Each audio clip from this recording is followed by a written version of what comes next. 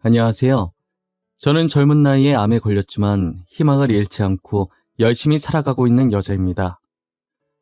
분명 결혼한 지 엊그제 같았는데 눈 한 번 깜빡이니 벌써 10년이 넘는 시간이 훌쩍 지나가 있네요. 제가 지금 사과를 먹고 있다 보니 몇 년 전에 일어났었던 일이 갑자기 생각이 나네요. 그 일로 인해 제가 이런 병도 얻게 된 것 같아요. 여러분들도 한번 제 사연을 들어보시겠어요? 어른들이 하시는 말씀 중에 모르는 게 약이다라는 말이 있잖아요. 세상을 살다 보니 어른들 말처럼 정말 몰랐을 때가 더 좋았던 적이 있는 것 같아요. 저 말이 제일 잘 어울리는 대표적인 경우가 바로 뒷담화 같은 거잖아요. 누구보다 저를 사랑해주고 아껴주던 사람이 뒤에서 저를 욕하고 있다는 사실이 얼마나 슬픈 일이에요. 지금부터 여러분들께 이 뒷담화에 관한 이야기를 들려드리려고 해요. 저는 금수저까진 아니더라도 하고 싶은 거 다 할 수 있는 꽤나 잘 사는 집안의 외동딸로 태어나서 부모님에게 사랑을 듬뿍 받으면서 살아왔었어요. 저희 부모님은 저를 만지면 깨질까, 잡으면 부서질까, 그렇게 금이야 오기야 귀하게 키우셨어요. 이렇게 부모에게 사랑을 듬뿍 받아야 훗날 결혼해서 남편에게 사랑을 많이 받을 수 있다고 하시면서요. 저도 사춘기 시절 반항을 한 적이 있는데 부모님께서는 단 한 번도 소리치거나 손을 올린 적이 없었고 늘 따뜻하게 안아주시면서 왜 이런 행동을 하면 안 되는지 차근차근 설명해 주셨었어요. 그래서 제 사춘기는 태풍처럼 정말 짧게 휘몰아치다가 끝난 것 같아요. 항상 이런 부모님의 모습을 보면서 부모님같이 다정한 남자를 만나 결혼하고 싶다는 생각이 들었어요. 딸은 아버지 같은 남자 만난다는 말처럼 정말 아버지 같은 남자와 결혼하는 미래를 꿈꾸곤 했어요. 그렇게 20대 중반이 되었을 때쯤부터 친구들이 하나둘씩 결혼을 하기 시작하더라고요. 빠르면 벌써 아이까지 낳아서 애엄마가 된 친구들도 있었고요. 저는 친구들이 결혼하고 애를 낳을 동안에는 제대로 된 연애를 하지 못했어요. 다정한 아버지 때문에 눈이 높아진 건지 아무리 남자를 만나도 제 성에 차는 남자가 없었어요. 아직 결혼을 하지 않은 친구들 중에서 제가 눈이 너무 높다면서 눈을 조금 낮추라고 말한 친구가 있었고, 결혼한 친구들 중에서는 괜히 결혼했다며 후회하면서 결혼을 말리는 친구들도 있었어요. 야, 너는 눈을 낮출 필요가 있어. 쓸데없이 너무 높아. 그러니까 결혼을 못하는 거 아니야. 나는 눈이 저 밑에 바닥에 있어도 못하는데 진짜 결혼하고 싶으면 눈 좀 낮춰봐. 나는 결혼 반대야. 결혼한 지 이제 1년 됐는데도 벌써 이혼하고 싶더라니까. 연애할 때야 좋지. 맨날 얼굴 맞대고 산다고 생각해봐. 진짜 눈 뜨자마자 남편 얼굴 보이면 때리고 싶어.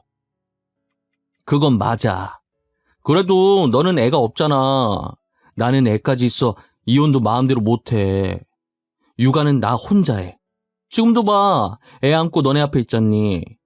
육아는 무슨 집안일도 하나도 안 도와줘. 집안일, 그걸로 많이 싸우지.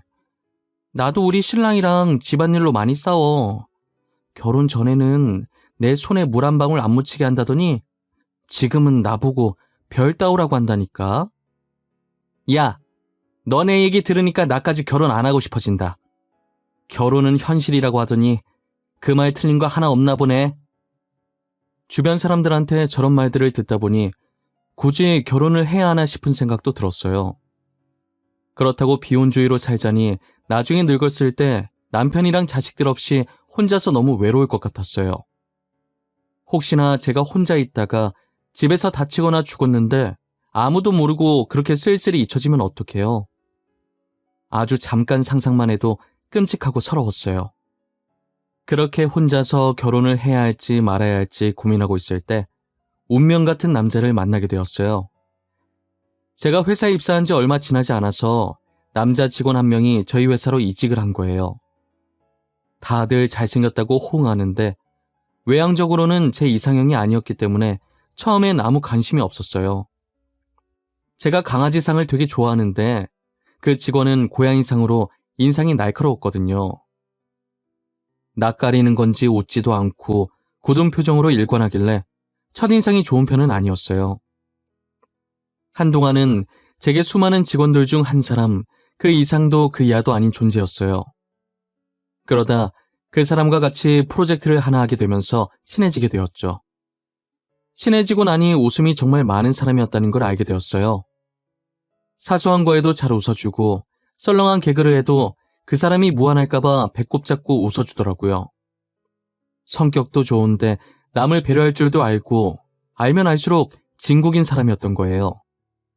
게다가 다른 남자 직원들과 다르게 술에 대한 자부심이 없어서 못 마신다고 딱 잘라 말하면서도 사람 무안 주지 않고 술 먹은 사람들 비위 다 맞춰주며 회식 분위기를 망치지 않으려고 노력하더라고요. 대학 다닐 때도 그렇고 그 직원이 오기 전까지 회사 회식 때도 그렇고 자기 술 잘 마신다는 자부심 있었던 사람들만 보다가 이런 사람을 보니 신기했어요. 술 못 마시는 것에 전혀 부끄러움이 없었고 오히려 술 먹은 사람보다 더 잘 놀았어요. 의외의 모습이 계속 발견되다 보니 저도 모르게 점점 그 직원에게 관심이 가기 시작했어요. 그 후로 무의식 중에 제 눈은 그 직원을 쫓았고 저희 둘의 눈이 마주치는 횟수가 잦아졌어요. 그렇게 저희는 눈빛으로 시그널을 주고받다가 그 직원이 먼저 제게 고백을 하면서 사귀게 되었어요. 본격적으로 사내 연애를 시작했고 2년 정도 연애를 이어갔어요. 사람은 첫인상으로 판단하면 안 된다는 걸 그 남자를 통해 알게 되었어요. 그 남자는 그동안 제가 찾아다니던 저희 아버지 같은 다정함을 가진 사람이었어요. 연애를 하면서 이제껏 만났던 다른 남자와는 확실히 다른 느낌이 들었어요. 이 사람과 결혼하면 저희 부모님같이 행복한 가정을 만들 수 있겠구나 싶었죠. 그리고 어느 날 제게 반짝거리는 보석이 박힌 반지를 주며 프로포즈를 하는 거예요. 있잖아, 나 사실 너가 내 첫 여자친구야. 믿기지 않겠지만 진짜야. 우리 같은 고등학교 다녔던 거 모르지? 내가 너네 학교 선배였어. 그때부터 널 알았고. 어? 오빠 나랑 같은 고등학교 나왔다고? 왜 지금까지 말 안 했어? 아니, 어떻게 이런 우연이 있지? 너무 신기해. 지금 회사 왔을 때 솔직히 너 있는 거 보고 놀랐잖아. 그래서 내가 얼마나 굳어 있었는데. 네가 내 첫사랑이야. 그리고 첫 여자친구고. 이제는 나의 처음이자 마지막 신부가 되어줄래? 당연하지. 오빠도 나의 처음이자 마지막 신랑이 되어줘. 그리고 내 앞에 나타나줘서 고마워. 우리 진짜 잘 살자. 이 남자와의 첫 만남은 회사가 아니라 고등학교 다닐 때부터였어요. 고등학교 다니면서 저를 처음 보고 그때부터 저를 잊지 않아줬다는 게 너무 감동이었어요. 저는 이 남자에게 내 평생을 맡겨도 되겠다는 생각이 강하게 들었어요. 제가 어떤 길을 걷게 되든 이 남자와 함께 걸으면 꽃길이 되겠구나 싶었습니다. 프로포즈를 받은 후 저희 나이가 결혼 정년기에 접어들면서 빠르게 일을 진행하게 되었어요. 제일 먼저 과일 바구니 하나씩 들고 양가 부모님께 결혼 허락을 받으러 다녔죠. 그 뒤로 상견례를 하고 신혼집과 혼수를 양쪽 집안에서 각각 맡아서 하기로 하고 결혼식 때 드는 비용들은 저희가 모은 돈으로 하기로 일을 진행해 나갔어요. 결혼 준비하면서 많이 싸우는 커플들을 봤는데 저희는 그런 게 전혀 없었어요. 사소한 것 하나까지도 서로 의논하고 둘 의견에 중앙점을 맞추려고 노력했어요. 결혼식의 주인공은 신부라며 배려심 깊은 남편 덕분에 거의 제 의견에 맞추긴 했지만요. 결혼 후에도 남편은 연애할 때와 변함없이 배려심이 깊었어요. 남편만큼이나 저희 시부모님도 되게 성격이 좋으신 분들이었어요. 주변에서 시부모님과 마찰을 빚는 경우를 많이 봤는데 저는 그런 거 하나도 없었어요. 저를 친딸처럼 아껴주셔서 오히려 제 발로 시댁에 찾아가는 경우가 많았거든요. 제가 시댁에 가면 두 팔 벌려 안아주시는 건 기본이고 늘 제가 좋아하는 음식을 준비해 놓으세요. 집에 갈 때도 빈손으로 가는 거 아니라며 양손 가득 바리바리 싸주시고요. 제 얘기를 들은 주변 친구들은 결혼 정말 잘했다고, 남편도 다정한데 어떻게 시부모까지 다정하시냐고 부럽다면서 자기 남편과 시댁을 비교하기 바빴어요. 저도 친구들 반응에 괜히 우쭐거려지면서 결혼을 잘했다는 생각을 했어요. 저는 시어머니께서 정말 좋으신 분이라 같이 팔짱 끼고 쇼핑을 다닐 정도로 친해요. 지나가는 사람들이 시어머니와 며느리가 아니라 엄마와 딸 같다며 사이 좋아서 좋겠다고 부러워하셨죠. 어디 나갔다 오시면 꼭 무언가를 하나씩 사들고 와서 제 생각나서 샀다면서 선물로 주세요. 저는 시어머니께서 그럴 때마다 굳이 안 사오셔도 된다고 말씀드렸어요. 아유, 우리 어머님 또 이런 거 사오셨네. 안 사오셔도 된다니까. 매번 죄송하게 왜 이런 걸 사오고 그러세요? 다음부터는 그냥 빈손으로 오세요. 내가 좋아서 사는 거야. 우리 며느리 너무 이뻐서. 시애미 마음인데 안 받아줄 거야? 안 받아주면 서운할 것 같은데. 저 진짜 이번에 마지막으로 받는 거예요. 다음부턴 절대 사오지 마세요. 그 돈으로 어머님이 좋아하시는 거 사세요. 저는 진짜 괜찮아요. 알겠죠? 알겠어. 다음부터는 안 사올게. 근데 이건 너가 입으면 정말 잘 어울릴 것 같더라고. 보자마자 네 거다 싶은데 어떻게 안 사? 누가 살까봐 냉큼 내가 사왔지. 하여튼 못 말려요.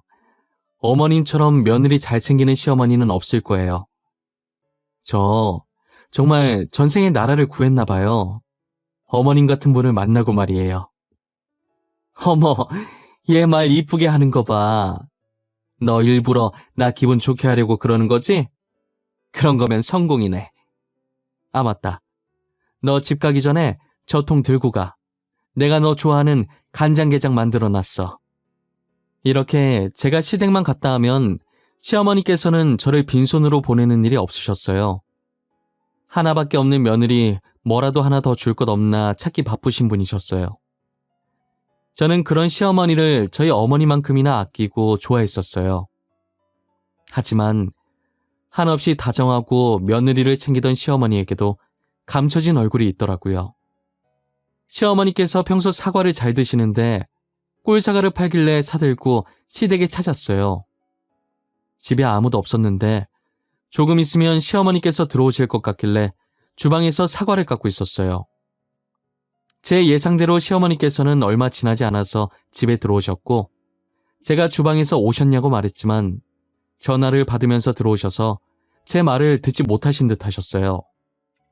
거실 소파에 앉아서 계속 통화를 하시길래 깎은 사과를 들고 거실 쪽으로 향했어요.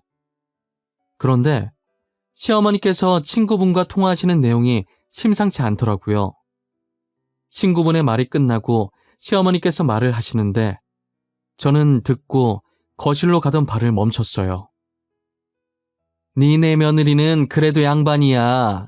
솔직한 게 얼마나 좋아. 우리 며느리는 에휴, 나한테 잘 보이려고 얼마나 알랑방귀를 끼는지 말도 마. 그래도 전에 봤을 때 애교가 되게 많아 보이던데. 우리 며느리처럼 따박따박 말대꾸하는 것보단 애교 많은 게 천배 낫지. 다 시애미한테 잘 보이려고 연기하는 거지. 가식적인 기집애야. 내가 요즘 며느리 무섭다고 해서 얼마나 눈치 보는 줄 아니? 맞아. 진짜 옛날이랑은 비교도 못하지. 우리 때는 누가 시애미한테 대들어 말 대답하는 순간 바로 뺨 날라가지. 그래도 돈 잘 버니 용돈은 두둑이 주더라. 가방도 하나 사주고. 며느리한테 가방을 받았어? 나는 며느리한테 해다 바치기 바쁜데 너는 복 받았네. 아니, 내가 사주면 돌아오는 게 있어야 하는데 용돈 말곤 주는 게 없어. 이게 말이 되니? 저는 시어머니 말을 듣다가 제 욕인 걸 알고 충격받아서 들고 있던 접시를 떨어뜨렸어요. 접시 떨어지는 소리에 시어머니는 깜짝 놀라서 소리 들리는 쪽으로 고개를 돌리더니 저를 발견하고 귀신이라도 본 사람처럼 소리를 지르더니 통화를 종료하더라고요. 방금 뭐였냐고 당장이라도 따지고 들고 싶었지만 이 상황이 너무 황당해서 말도 안 나왔어요. 시어머니도 황당해서 아무 말도 못하고 있길래 주방에 들어와 가방을 챙겨서 그대로 나와버렸어요. 저는 집에 가서 남편에게 시댁에 있었던 일을 말해줬지만 남편은 믿지를 못했어요. 그럴 만도 한 게 그동안 시어머니와 제 사이가 너무 친해 보였거든요. 그렇게 저를 챙기던 시어머니가 갑자기 제 뒷담을 했다고 하는데 어떻게 믿을 수 있겠어요? 직접 들은 당사자인 저도 믿고 싶지 않은데 말이죠. 남편은 시어머니께 전화해서 진짜 그랬냐고 따지고 들었고 시어머니는 곳에 일렀냐며 소리쳤어요. 시어머니께 확인 사살당하니 남편도 저 못지않게 황당해 하더라고요. 남편은 도대체 시어머니가 왜 저러는지 이해가 안 간다고 미안하다고 대신 사과를 했어요. 앞으로 시어머니를 어떻게 봐야 할지 모르겠다고 했더니 남편도 난감해 하더라고요. 시어머니께서는 이젠 들킨 김에 대놓고 저를 구박하기로 마음먹은 건지 가족들이 있든 말든 자기 할 말만 하기 시작했어요. 이제 너도 다 아니까 연기는 치워치우마. 전에 들었지? 다른 며느리들은 시애미한테 가방도 사주고 한다는데 너는 뭐하니? 아이고 유치해라. 당신은 나이가 몇 갠데 며느리한테 가방 타령이야. 다른 며느리는 무슨 가방을 사줬다던? 그 깎가방 내가 사줄게. 당신은 끼어들지 마세요. 내가 그동안 쟤한테 해준 게 얼만데. 그리고 용돈도 다른 집 며느리는 매달 100만 원씩 준다던데 우리는 겨우 30이 뭐니 30이. 우리가 돈을 안 버는 것도 아니고 아직 내가 돈 버는데 무슨 용돈 타령이야. 30만 원도 많구만. 별걸로 다 10이네 이 할망구는. 아가, 내가 미안하다. 바쁜 애 잡아놓고 이러고 있네.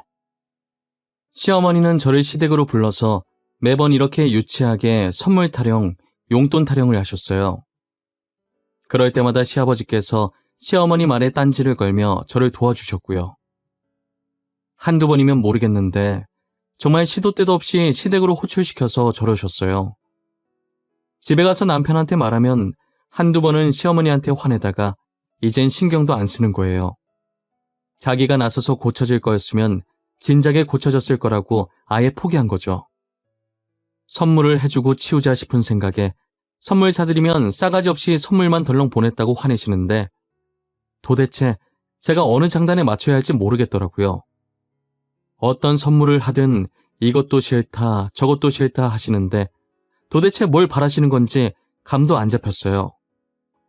저는 시어머니 때문에 스트레스 받아 하루하루 살이 빠져가기 시작했어요. 그러다 속이 단단히 탈이 났는지 먹기만 하면 다 토해내게 되더라고요. 몸이 갈수록 안 좋아져서 검진을 받게 됐는데 갑상선암 판정을 받은 거예요. 암 판정뿐만 아니라 임신 3주차라는 판정도 받게 됐어요. 환자분, 현재 갑상선암이 꽤 많이 진행되고 있는 상태네요.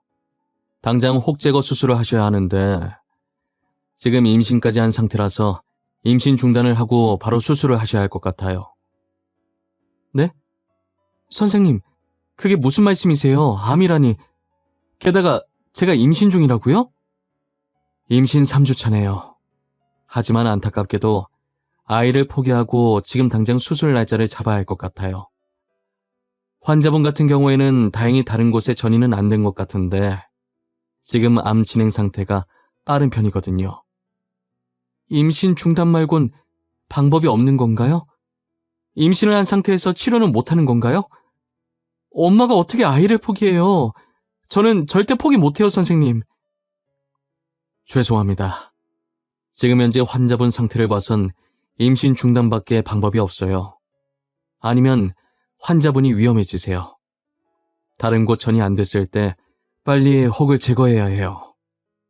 저는 별다른 방법이 없다고 해서 임신 중단을 하고 수술을 진행할 수밖에 없었어요.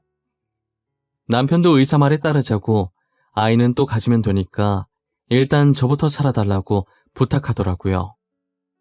제가 이렇게 혼자 아파서 말라갈 동안 자신이 신경 못 써줘서 미안하다고 아이보다 제가 더 중요하다면서 제발 아이 포기하고 수술 받자고 우는 거예요. 저는 남편 우는 모습에 같이 따라 울면서 알겠다고 그렇게 하겠다고 했죠. 그렇게 저는 혹 제거 수술을 무사히 마치고 회복실로 옮겨졌다가 일반 병실로 갔어요. 의식을 차린 뒤 의사 선생님과 목소리가 잘 나오는지 간단히 테스트를 하고 누워 있었어요. 남편의 손을 잡은 채 가만히 천장을 보면서 눈만 깜빡깜빡 거리고 있었는데 병실 문 여는 소리가 들리더니 시어머니께서 들어오시더라고요. 일어나. 목 수술한 거지 팔이랑 다리 수술한 거 아니잖아. 오늘 제사 있는 거 잊은 거야? 제사 음식 만들어야 하니까 얼른 일어나. 어머니, 진짜 미치신 거예요? 아픈 사람한테 지금 뭘 시키는 거예요? 진짜 왜 그래요? 어머니, 원래 이런 분 아니셨잖아요. 제발 정신 좀 차리세요. 이 사람 수술하고 이제 막 병실에 왔어요. 우리 손주 죽여놓고 뭐 이쁘다고 누워있어? 너 당장 안 일어나? 우리 피덩이 같은 손주 죽이고 너 혼자 사니까 좋니? 어? 좋냐고? 뭐야? 사돈, 지금 아픈 사람 병실에서 이게 뭐하는 짓이에요? 어디서 이렇게 못 배운 티를 내는 거예요? 당신은 사람도 아니야. 이 물도 당신한테 아까워. 언제 오신 건지 친정어머니께서는 병실에 있던 물병 뚜껑을 열어서 시어머니 머리 위로 부어버렸어요. 친정어머니께서 오신 줄도 모르고 막말을 하던 시어머니는 물을 맞고 친정어머니 쪽으로 고개를 돌리고 저희 어머니와 눈이 마주치자 소스라치게 놀라더라고요. 어머니는 그래도 분이 안 풀렸는지 옆에 남은 수액거리를 들고 시어머니를 위협했어요. 친정어머니께서 무서운 표정으로 자신에게 다가오자 시어머니는 기겁을 하며 병실을 나갔어요.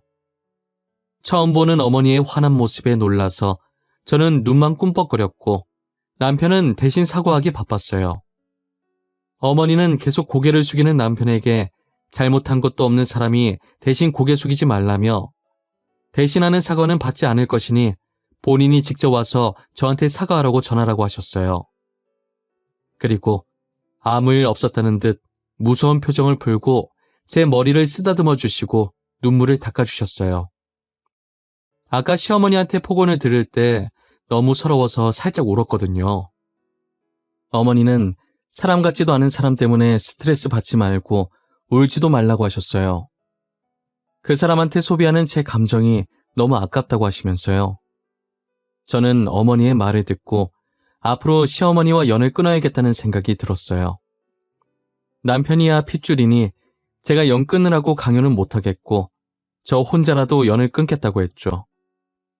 남편도 이번 일로 많이 느꼈는지 알겠다고 했고 그 뒤로 저는 시댁 근처도 가지 않았어요. 그렇게 12년이라는 시간이 흘렀고 그 사이에 저와 남편은 딸 하나를 낳아서 키우고 있었어요. 암에 걸린 뒤로는 회사도 그만둬서 제가 육아를 전담했지만 남편이 퇴근 후에나 주말에 아이를 봐줘서 저는 다른 엄마들과 다르게 나름대로 쉬는 시간이 존재했어요. 혹시나 또 제가 병이 재발할까 싶어서 늘 남편이 노심초사하거든요. 그래서 주말에라도 쉬라고 무조건 주말엔 자기가 아이를 보겠다고 나서요. 그러다 어느 날 남편이 전화 한 통을 받더니 몸이 돌덩이처럼 굳은 듯이 서 있더라고요. 왜 그러냐고 물어보니 시아버지께서 치매에 걸리셨다는 거예요. 시아버지께서 나이가 있긴 하시지만 그래도 아직까지는 정정하실 나이인데 벌써 치매에 걸리셨다는 게 믿기지 않았어요. 더군다나 치매 진행 속도가 빨라서 요양병원에 모셔야 된다고 하더라고요. 시아버지가 계신 요양원에 가고 싶었지만 시어머니와 마주칠 것 같은 생각에 많이 망설였었어요. 그래도 시어머니께서 난리칠 때마다 항상 중간에서 막아주셨던 분이 시아버지신데 안 가기도 못하고 해서 고민 많이 하다가 안 하고 나중에 후회하기 싫어서 요양원에 들리기로 했어요. 문을 여는 순간까지도 너무 떨려서 심호흡을 몇 번이나 했는지 몰라요. 떨리는 손으로 천천히 병실 문을 열었고 조심스럽게 안으로 들어갔어요. 들어가자마자 밥을 안 먹겠다는 시아버지와 밥을 먹이려고 애쓰는 시어머니의 모습이 보이더라고요. 그러다 다가오는 발소리에 투닥거리는 걸 멈추고 두 분 다 제 쪽으로 시선을 돌리셨어요. 시어머니는 흔들리는 눈동자로 저를 쳐다보시길래 살짝 고개 숙여 인사했어요. 12년 만에 마주하게 된 시어머니는 예전보다 많이 야인 모습이었어요. 시아버지는 다행히 저에 대한 기억은 있으신 건지 반가운 듯 활짝 웃으며 오랜만이라고 하셨고요. 두 분을 보는데 저도 모르게 눈물이 나기 시작하더라고요. 시아버지께서는 침대에서 내려와 제게 천천히 다가오시더니 울지 말라고 토닥거려 주시고 시어머니께서는 몸을 뒤로 돌려 조용히 저와 같이 눈물을 훔치셨어요. 독하게 시댁과의 연을 끊어냈다고 생각했는데 막상 나이 드신 시부모님을 마주하고 보니 여러 가지 감정들이 뒤섞였던 것 같아요. 조용히 눈물을 훔치시던 시어머니께서도 제게 다가와서 활짝 웃으면서 반겨주시더라고요. 와줘서 고맙다고, 진심으로 고맙고 미안하다고 하시면서요. 아가, 고맙다. 이렇게 와줘서 너무 고마워. 이게 얼마만이니 그래. 요즘 뭐하고 지내? 가끔 아들한테 네 안부 듣긴 했다만. 그래도 다행히 잘 지내고 있나 보구나. 어머님, 오랜만에 이렇게 만나 뵙게 되네요. 좋은 일로 만나야 하는데 왜 이렇게 많이 야위셨어요? 밥은 잘 챙겨 드시고 계신 거예요? 잘 챙겨 먹고 있지. 챙겨 먹는데도 계속 살이 빠지더라고. 아가, 늦었지만 정말 미안했구나. 나 그동안 반성 많이 했어. 용서받지 못할 짓 한 거 잘 알아. 하지만 꼭 언젠가는 너에게 용서 빌고 싶었다. 저 솔직히 어머님께서 제가 한 말들 아직 머릿속에 그대로 남아있어요. 어제 들은 것처럼 생생하게 기억나요. 어머님의 말과 행동들, 저를 바라보는 시선까지. 내가 정말 죽을 죄를 지었어. 아픈 사람한테 그렇게 말하면 안 되는 것이었는데 나도 지금 생각해보면 그땐 왜 그렇게 못되게 굴었는지 정신이 나갔었던 것 같구나. 시어머니께서는 눈에 눈물을 가득 머금고 제게 사과하고 또 사과했어요. 사실 병원에 오면서까지도 시어머니를 용서해주고 싶은 마음이 눈꽃만큼도 없었어요. 그런데 막상 많이 야이고 목소리도 죽으신 시어머니를 보니 마음이 많이 안 좋더라고요. 무엇보다 진심으로 제게 사과하시는 모습을 차마 외면할 수가 없었어요. 저는 결국 과거는 이제 그만 잊어버리고 시어머니를 용서해주기로 했고 시어머니는 사과를 받아주겠다는 제 말에 그날 참 많이 우셨어요. 가끔 시아버지를 제게 맡기려고 용서를 구하신 건가 하는 나쁜 생각이 들긴 했어요. 하지만 시어머니께서는 제게 시아버지 병문안 오라는 얘기도 일절하지 않으셨고 남편과 제가 일하느라 바쁘니 꿋꿋하게 혼자서 시아버지 병간호를 하셨어요. 지금은 시어머니께서 예전처럼 저를 친딸같이 잘 챙겨주세요. 평소에 질투라곤 눈 씻고 찾아봐도 없는 남편이 질투할 정도로 저만 이뻐하시고 챙겨주시죠. 뭐 하나라도 생기면 남편을 불러서 제게 가져다 주라고 하시는데 매번 심부름꾼으로 불려가는 남편이 투정을 부리면 사정없이 등짝을 때리셨어요. 아유, 어머니, 그냥 집사람 보고 오라고 하면 되잖아요. 퇴근해서 집 가는 길에 가져가면 되는데 내가 심부름꾼도 아니고 둘이 괜히 화해해서 엄한 나만 피곤해졌어요, 진짜. 예, 지훈이 애미는 일하느라 피곤할 것 아니야. 아픈 사람을 굳이 못하러 여기까지 오라고 해. 네 말대로 네가 퇴근해서 집 가는 길에 잠깐 들러서 가지고 가면 되는 거지. 어머니, 집사람 완치받아서 괜찮아요. 그리고 저는 가끔 둘이 연 끊고 지냈을 때가 훨씬 좋았던 것 같아요. 그냥 두 사람 한 번 더 싸워서 다시 연 끊으면 안 되나? 이놈의 자식이 쓸데없는 소리 할 거면 그거나 들고 빨리 가.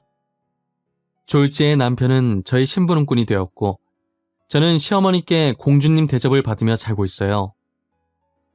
그동안 한 번도 못 봤던 손녀한테 못 해줬던 것도 다 해줄 거라면서 제 딸을 얼마나 이뻐하시는지 몰라요. 가끔 아들 낳을 생각 없냐고 넌지시 물어보시긴 하지만 제가 딸 하나로도 힘들다고 하니 하긴 아이 낳으면 여자만 힘들다고 하고 싶은 대로 하라며 제 의견을 존중해 주셨어요. 진작에 이렇게 살았으면 얼마나 좋을까 싶은 생각을 요즘 따라 많이 하게 되네요. 아무래도 시부모님이 많이 늙으셨고 저희와 같이 할 세월이 얼마 남지 않아 더 그런 것 같아요. 함께 할 수 있는 시간 동안 시부모님과 함께 행복하고 좋은 추억 많이 쌓아보려고 해요.